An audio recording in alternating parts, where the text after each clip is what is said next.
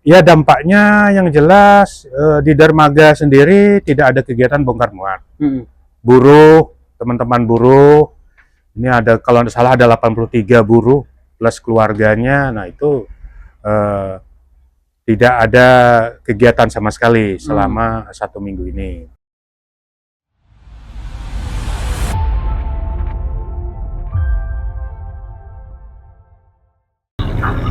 Baik ya Tribuners, kembali lagi di program Saksi Kata.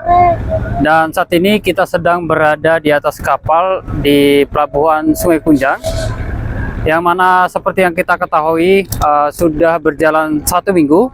Kapal-kapal yang dengan tujuan Samarinda, Makamulu maupun Kubar sudah tempat mati di Pelabuhan Sungai Kunjang.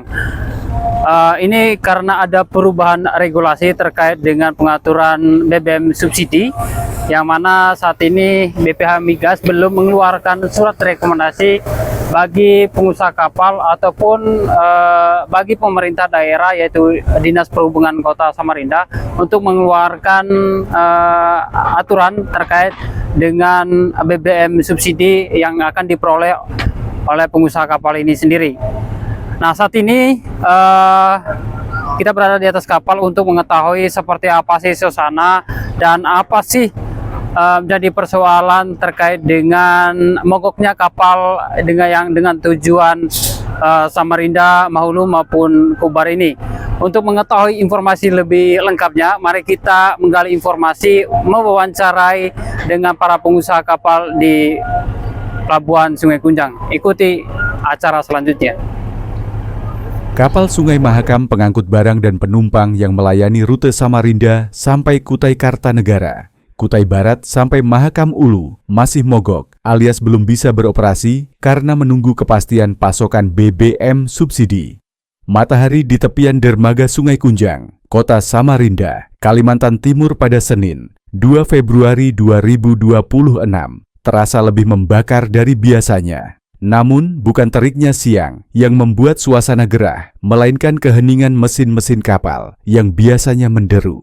Pantauan tribunkaltim.co, di dermaga Sungai Kunjang, masih 28 kapal pengangkut logistik dan penumpang tetap tertambat kaku. Semuanya terjerat dalam ketidakpastian birokrasi dan kekosongan tangki BBM bersubsidi. Husaini Anwar, 69 tahun. Pemilik kapal sekaligus ketua organisasi angkutan Mahakam Ulu atau Orgamu, menyampaikan setiap dering telepon yang masuk adalah beban. Di ujung telepon, suara-suara cemas dari Kutai Barat hingga Mahakam Ulu menagih kepastian dan selalu bertanya, kapan kapal jalan? Yang membuatnya tak mampu menjawab. Saya Husaini Anwar, Ketua Koperasi Orgamu, Organisasi Angkutan Mahakam Ulu, untuk kapal jurusan ke Kubar dan Kabupaten Mahulu. Oh, oke. Bapak juga selaku pengusaha kapal juga, Pak ya? Iya, selaku pengusaha kapal juga. Oke. Pak, kalau boleh tahu Pak, sudah berapa lama sih Pak kapal yang dioperasikan Bapak ke wilayah Makamulu? Sudah berapa tahun itu Pak? Kalau lamanya semenjak dari tahun 77 kali ya kapal ini. Mulai dari dermaga Pasar Pagi, dermaga Sundari ya, yang di depan kantor pos. Nah, terus tahun 89 sudah pindah ke dermaga Sungai Kunjang, dermaga Peri dulu namanya ini. 86. Oh ya, 86. Tahun 86 setelah jembatan Mahakam 1 diresmikan. Jadi kapal-kapal yang Hulu Mahakam itu dipindah ke dermaga Peri, dermaga Sungai Kunjang. Oh. Iya. Pak, kalau boleh tahu Pak, apa suka duka udah puluhan tahun nih Pak sudah mengoperasikan kapal ini Pak, untuk mengantar barang maupun penumpang ke wilayah Makamulu ini Pak? Iya, ya sukanya kita memang orang kapal, memang biasa mulai kecil, mulai dari orang tua kita memang sudah kegiatannya di kapal.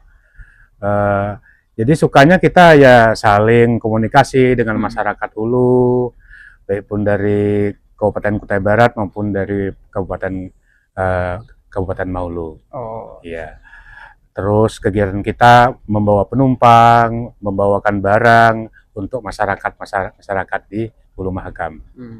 Kalau boleh tahu Pak, jumlah kapal yang ada di dermaga sini Pak untuk mengoperasikan arus ke wilayah Makamulu Pak, berapa totalnya? Jumlah kapalnya ada 28 kapal. Nah, jadi kapal itu berangkat perharinya 2 kapal. Satunya ke Kabupaten Kutai Barat, terus satunya dari Samarinda ke Kabupaten Mahulu. Dari tahun yang saya sebutkan tadi, dari tahun 77 itu, kapal itu jumlah setiap hari keberangkatan sebenarnya 4 kapal. 4 kapal, 1 kapal ke Melak, 1 kapal Longiram, 1 kapal Databilang, dan 1 kapal ke Longbagun. Nah, dengan adanya jalan darat sudah tembus ke Kutai Barat, tahun 2008 kami merubah. Karena tidak mungkin lagi kalau diberangkatkan 4 kapal. Karena itu pasti rugi ya kan. Karena penumpang kapal ini sudah terbagi ke darat. Jadi tahun 2008 kami rubah lagi. Karena kami coba itu tidak menguntungkan lagi. Jadi dari 2008 sampai 2026 ini keberangkatan kapal itu hanya dua kapal per hari. Jadi satunya ke Kutai Barat, Melak, yang satunya ke Kabupaten Mahulu, Longbagun. Oh, oke. Pak, kalau boleh tahu Pak, untuk kapasitas di kapal ini Pak, berapa sih besarnya Pak? Dari berapa sampai ke berapa untuk itu? Kalau kapasitas penumpangnya, daya muat itu kurang lebih 100 orang. 100 orang. Sama, ke Longbagun juga kurang lebih itu. Cuma kalau sampai full itu kita musim-musiman saja. Kalau hari-hari normal biasa seperti bukan hari libur itu ya yang kami bawa penumpang itu kurang lebih 50-60 orang mudik. Begitu juga milirnya. Nah, kalau milirnya itu lebih ramai daripada mudik karena kapal itu berangkatnya pada sore hari mulai Melak. Jadi orang sudah kerja, sudah ini dia malamnya, sorenya dia milir. Nah, tapi rata-rata yang milir mudik itu dari orang pembisnis, orang pedagang, anak-anak mahasiswa, ya semua masyarakat lah. Tapi rata-rata yang ikut kapal itu orang menengah ke bawah. Menengah ke bawah. Ya. Oh, sip. Kalau harga tiket sendiri Pak berapa Pak? Ini kan Bapak bilang tadi yang ikut kapal itu rata-rata kalangan menengah ke bawah Pak. Menengah ke bawah. Ya kalau tarif di bawah ini wilayahnya lantai 1. Iya. Yang kelas ekonomi lah. Ini 150.000 kalau ke Melak. Kalau di atas itu dia ada fasilitasnya, ada tilam, ada kipas angin. Nah, itu 180.000. Nah, kalau ke Longbagun itu 450.000. Karena dia lebih jauh perjalanannya. Kalau ke Melak itu baru separuh perjalanan itu sebetulnya. Jadi dia lebih mahal karena memang jarak tempuhnya lebih jauh. Nah, tarif yang kami terapkan ini pun di bawah tarif pemerintah. Karena kami sudah coba mau naikkan begitu, masyarakatnya banyak yang menolak. Oke. Ya. Kalau tarif pemerintah selama ini Pak berapa Pak? Yang tarif pemerintah itu kalau ke Kutai Barat malah itu 280. Oke. 280 kalau nggak salah. Ya, 280. 280. Pak, ini selain mengangkut penumpang atau orang Pak, apalagi yang diangkut untuk bawa ke Makamulu Pak melalui kapal ini Pak? Yang jelas sembako, bahan bangunan, kendaraan seperti sepeda motor yang roda 2. Jadi bahan bangunan, sembako, ya bermacam-macam sembako lah. Itu yang kita bawa itu saja. Untuk biayanya Pak berapa Pak? Hitungannya seperti apa itu Pak? Kalau hitungan yang seperti beras, semen itu dia per ton. Per ton. Kilo, ya. Oke. Kalau barang-barang sembako yang dos-dos kita hitung koli itu. Hitung dos. Oke. Pak, kalau bicara soal operasional Pak, itu sekali jalan sih Pak berapa sih Pak yang dikeluarkan Pak? Untuk dari Bapak. Kalau BBM, kalau yang ke Melak itu kurang lebih 9 drum, berarti 1.800 liter ya, 9 drum. Itu sudah PP. Kalau ke Longbagun itu biaya BBM-nya kalau yang engine 2 itu 25 drum. Hmm. Seperti kapal Akbar Amanda itu 25 drum. Nah, kalau yang engine 1 itu sekitar 18 atau 19 drum. Kenapa? Berbeda, ada 18, ada 19, karena tergantung muatannya, Mas. Tergantung arusnya. Kalau arusnya kencang di hulu makam tuh kita perjalanan itu lebih lama jamnya. Yang artinya yang biasa kita tempuh, misalnya ke Melak itu bisa ditempuh 16 jam, itu bisa sampai 18 jam karena arusnya deras. Nah, kembalinya kalau milirnya dia lebih ringan, cepat ya, lebih ringan. Oke. Jadi kebutuhan BBM-nya ya kurang lebih itu juga. Oke. Karena mudiknya lama, milirnya cepat. Tapi kalau arusnya sedang-sedang saja, nah itu perjalanannya normal aja biasanya. Lebih cepat mudik, milirnya agak lambat dia. Kalau arusnya agak tenang. Gitu. Pak, kalau selama ini Pak, ada nggak misalnya harga atau biaya operasional itu lebih tinggi ketimbang pemasukannya Pak? Ada nggak pengalaman gitu? Selama ini yang kami terapkan, yang teman-teman alami, rasanya walaupun sedikit adalah kelebihan. Untung ya. Oke, siap. Pak, bicara soal retribusi Pak, kalau soal aturan untuk istirahat atau tambat di sini Pak, itu berapa sih Pak untuk biaya? Apakah hitung per hari, per bulan, atau per tahun ya Pak hitungannya? Kita kalau kapal nongkrong ini dihitungnya per hari, Mas. Per hari. Tapi saya itu bingung juga, retribusi itu ada dihitungnya per jam, ada yang per hari. Nah, ada istilahnya deh, kalau seperti kapal kami yang tidak ada kegiatan, itu sebulannya kita bayar 1.085.000. Jadi kenanya tuh per harinya sekitar 35.000 per harinya. Oke. Berarti tergantung Pak ya? Tergantung ya. Oke. Nah, kalau kapal-kapal taksi ini dia sebentar aja sini. Dia lebih banyak di perjalanan daripada standby di sini. Tapi kalau dia sudah lancar operasinya. Iya. Nah, jadi dia lebih banyak di perjalanan. Paling 5 hari, 6 hari dia standby sini, berangkat lagi giliran dia. Oke. Pak, kita masuk soal persoalannya sekarang Pak. Soal mogok kapal ini Pak.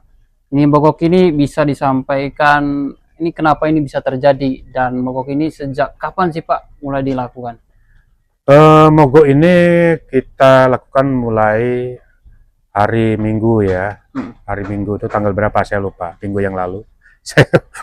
Hari Minggu sampai hari ini hari Jumat. Jadi kurang lebih sudah 5 hari ya. Iya, menjelang 1 minggu berarti Pak ya? Iya, menjelang sudah 1 minggu kurang lebih. Nah, permasalahannya adalah tidak disalurkannya lagi BBM subsidi kepada kapal-kapal penumpang dan barang yang tujuan 3 kabupaten tersebut.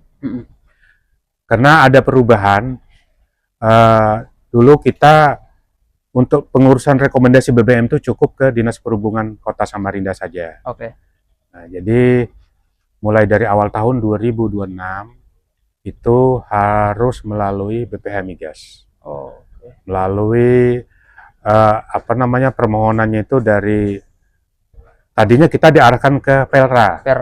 Nah, karena dilihat KBLI-nya itu tidak cocok karena Pelra itu kan laut. Sedangkan kita ini sungai. Nah, jadi kita diarahkan lagi ke Gapasdap sesuai beberapa kali rapat di Dinas Perhubungan Provinsi. Karena KBLI-nya cocok gitu kalau ke Gapasdap. Nah, gabungan pengusaha sungai dan danau dan penyeberangan kan. Jadi memang pas. Nah, sedangkan di Samarinda sendiri Gapasdap itu tidak ada. Kita juga baru tahu sekarang waktu rapat di Dinas Perhubungan Provinsi. Akhirnya kita diarahkan ke Gapasdap Balikpapan. Nah, di Balikpapan ada.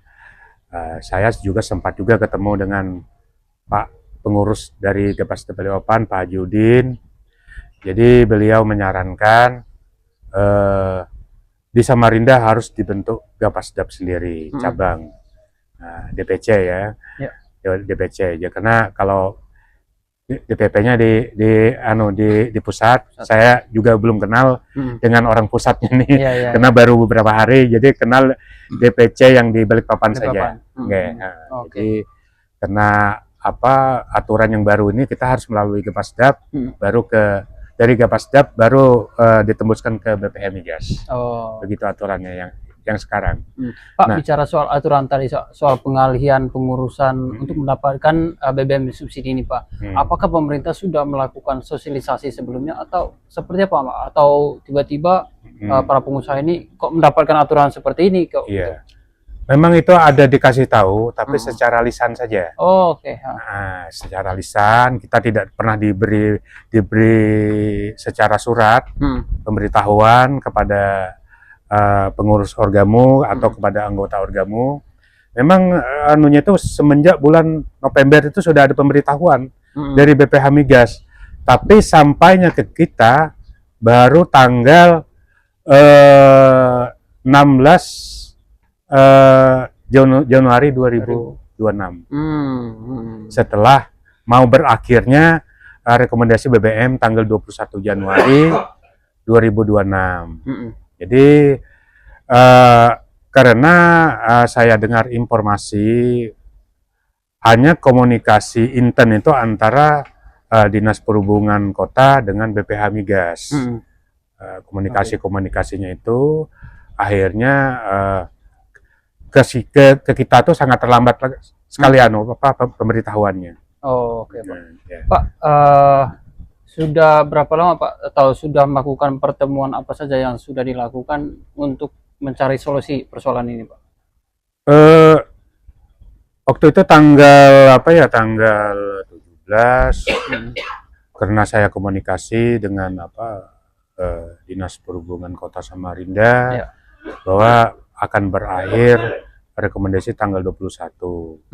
Jadi saya telepon sana sini cari solusi karena waktunya sudah dekat sekali.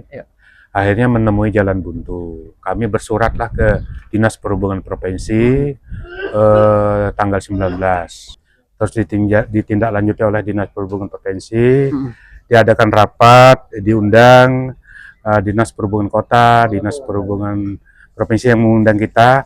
Terus dihadir oleh KSOP dari Pelra juga hadir waktu itu, terus beberapa anggota Orgamu yang hadir. Penyampaiannya adalah masalah peraturan peraturan yang baru, yang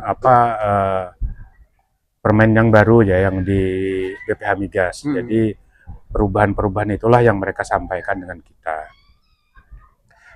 Jadi kelengkapannya juga disampaikan dengan kita, dokumen-dokumen kapal, terus perizinan dari Dinas Perhubungan Provinsi juga itu yang disampaikan kepada kita. Tadinya kita diarahkan ke Pelra karena anunya tidak cocok, jadi kita diarahkan ke Gapasdap. Nah, jadi itu kita belum tahu, hanya berbicara sampai situ saja. Waktunya sudah ditutup, tidak ada jalan keluar waktu itu. Akhirnya kita sampaikan lagi dengan Dinas Perhubungan Kota, Pak Manalu, pertemuan di Dinas Perhubungan Provinsi tidak menemukan jalan keluarnya. Akhirnya Kepala Dinas Perhubungan Provinsi, Pak Yuliando, berkomunikasi dengan Pak Gubernur. Nah, jadi minta bantu Pak Gubernur untuk berkomunikasi dengan BPH Migas. Karena BPH Migas kan tidak tahu persis masalah angkutan Sungai Mahakam ini bagaimana. Dia hanya tahunya aturan itu perkiranya seluruh Indonesia sama gitu kan. Ternyata beda dengan kita sini. Nah, terus beliau berkomunikasi dengan Pak Gubernur. Akhirnya Dinas Perhubungan Provinsi membuat surat resmi ke Bapak Gubernur, minta bantu berkomunikasi dengan BPH Migas. Cuma kami baru kasih tahu hanya masalah itu aja. Kami tidak terlibat di dalam rapat-rapat tersebut. Tapi kalau ada perkembangannya, Pak Agus itu selalu menyampaikan dengan kita.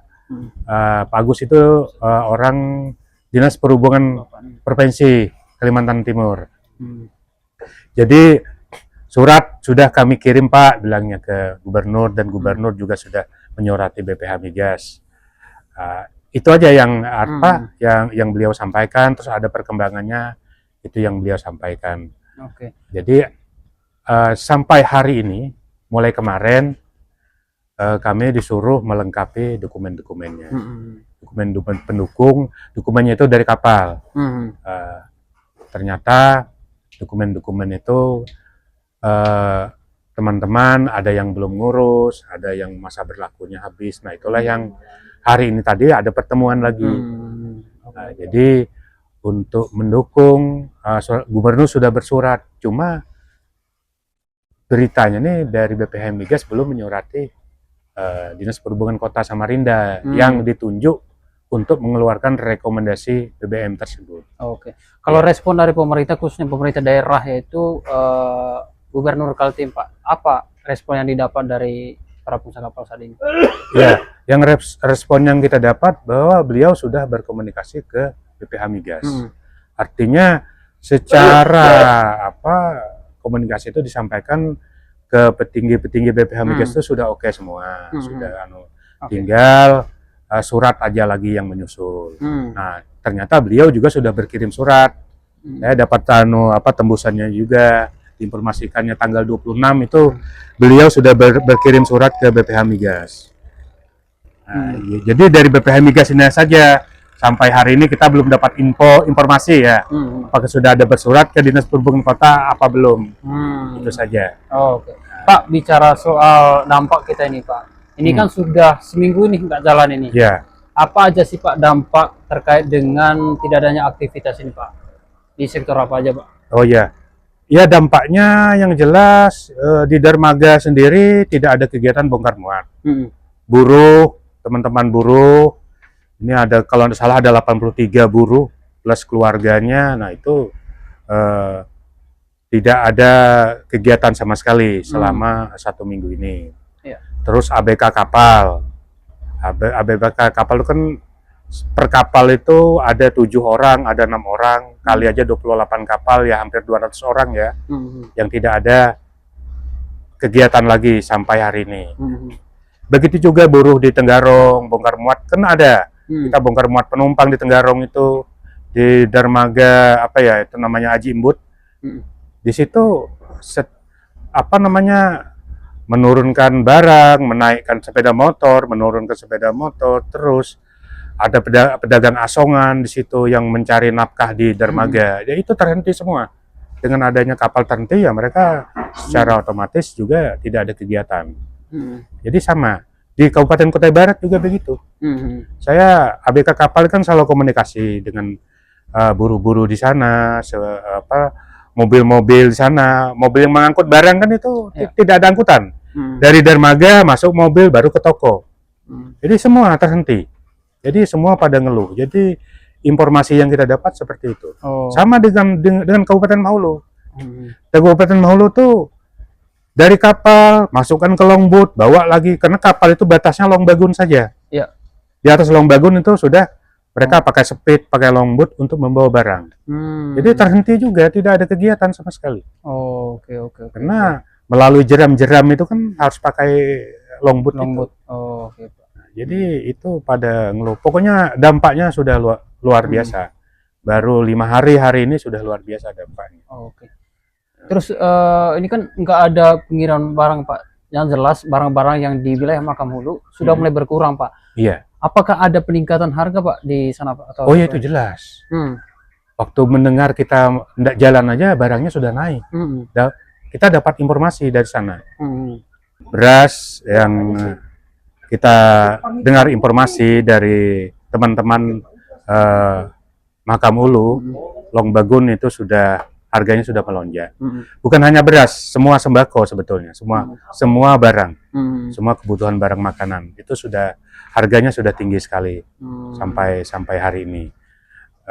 Itu saya dapat informasi 5 hari yang lalu masalah beras. Begitu juga barang-barang yang lain. Jadi sudah mulai langka berarti barangnya harganya naik gitu. Dan masyarakat yang juga mau milir mudik dan sebagainya banyak yang menunda dan banyak yang tidak bisa sekarang. Hmm. Terutama bagi yang saya bilang tadi masyarakat bawah uangnya pas-pasan. Kalau dia naik speed itu long bagun tering aja sudah berapa itu 350 kah kalau tidak salah atau 400. 350. Nah, belum lagi dia naik travel jalan darat pakai motor, pakai mobil. Nggak tahu saya perahnya itu berapa. Nah, itulah kalau apa namanya mereka ikut kapal bayar dari Long Bagun tuh 450 sudah sampai Samarinda. Jadi kalau itu ya itu berapa kali turun naik belum lagi baliknya. Jadi apa namanya kasihan juga. Oke, berarti harganya melipat Pak, 3 kali lipat bisa jadi. Iya, melipat. Oh, oke. Pak, kalau untuk Bapak sendiri Pak, kerugian yang dialami Bapak saat ini seperti apa Pak? Ya, yang jelas kalau tidak ada aktivitas kita ya pasti rugi ya kan. Apalagi kalau tidak ada kegiatan ABK kita ya yang jelas makannya, gajinya tetap kita bayar. Karena mau bagaimana lagi namanya dia ABK kita kan tetap kita ini kasih dia. Tapi ya kita berikan pemahaman juga. Yang tadinya gajinya berapa mungkin ya kita kurangi. Sama-sama lah yang penting dapat makan dulu lah. Jadi itu artinya mereka memahami aja dengan keadaan kondisi sekarang. Tapi harapan kita ya semoga saja pemerintah kita ini cepat mengeluarkan rekomendasi supaya operasional kapal ini kembali lancar kembali. Jadi dampaknya sudah luar biasa selama 5 hari. Pak, selain aksi mogok ini Pak, apakah ada melakukan aksi lain seperti misalnya unjuk rasa atau seperti apa Pak? Kalau unjuk rasa kita mungkin enggak Mas. Ya, iya kan. Kalau kita ya apa namanya cukup saja seperti ini, enggak ada apa namanya disalurkannya BBM subsidi ya kita tidak bisa berangkat aja itu. Kalau untuk unjuk rasa pengerahan masa tuh kayaknya kita nggak nyampe situ deh mikirnya.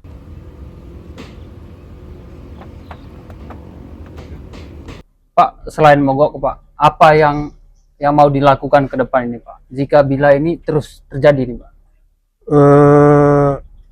Kita sudah hampir 1 minggu mogok ya.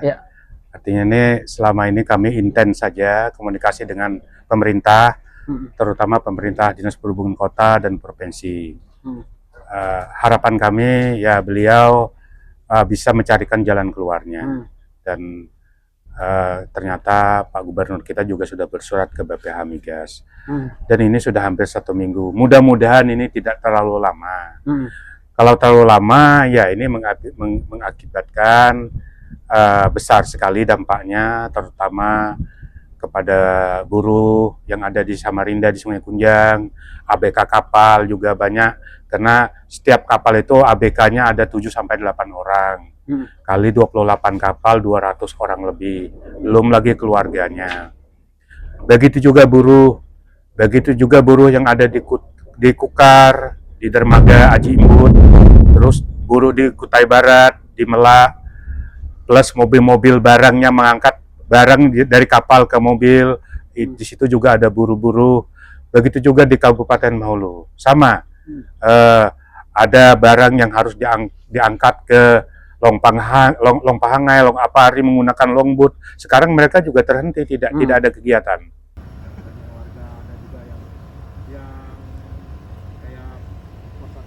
Harapan kami selaku pengusaha kapal yang dinaungi oleh organisasi Orgamu, semoga saja rekomendasi BBM cepat direalisasikan kepada kapal-kapal yang sudah 1 minggu ini tidak operasi.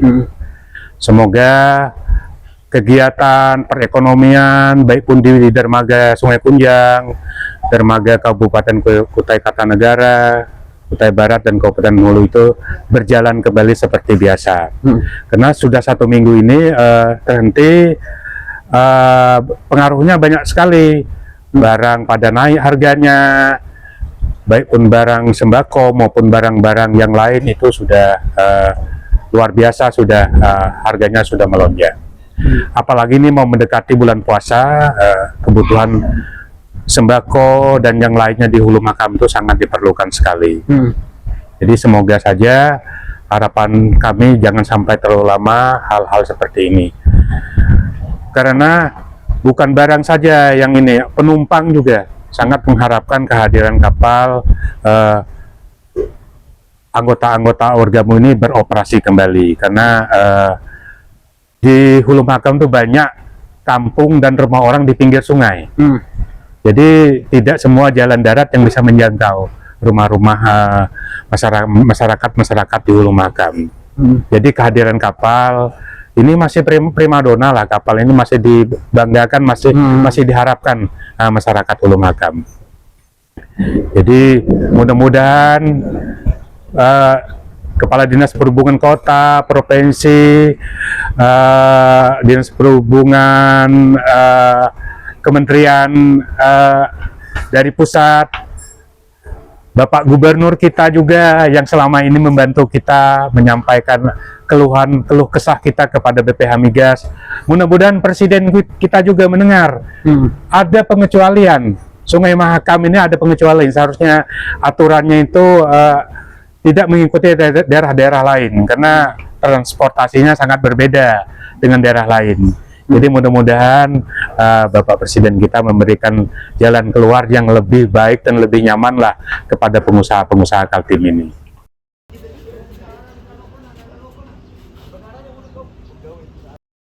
Baik, Tribuners, kita sudah mendengar bersama tadi bagaimana mogok kapal ini terjadi, dan ini kan sudah berjalan 1 minggu, dan kapal ini sudah tambat di sini sudah 1 minggu. Dengan tujuan kapal ini seperti yang kita ketahui bahwa Samarinda, Mahakam Ulu sudah tidak berjalan lagi, otomatis harga pangan, harga barang-barang di wilayah pedalaman Kalimantan sudah naik yang cukup tinggi.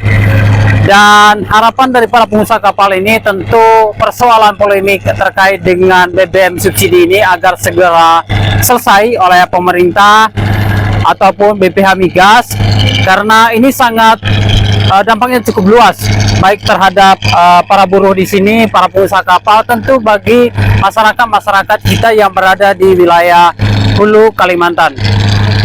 Tribuners, mereka juga menyampaikan bahwa bila nanti pada Selasa minggu depan tidak ada solusi sama sekali, maka para pengusaha kapal ini dan para buruh yang ada di Pelabuhan Sungai Kunjang ini akan turun turun ke jalan untuk menyampaikan aspirasi mereka agar masalah terkait dengan BBM subsidi ini segera diatasi oleh pemerintah.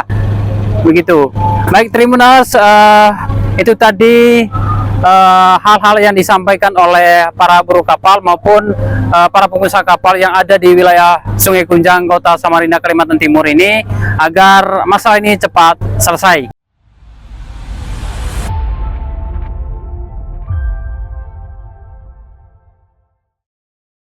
Download Tribun X sekarang, menghadirkan lokal menjadi Indonesia.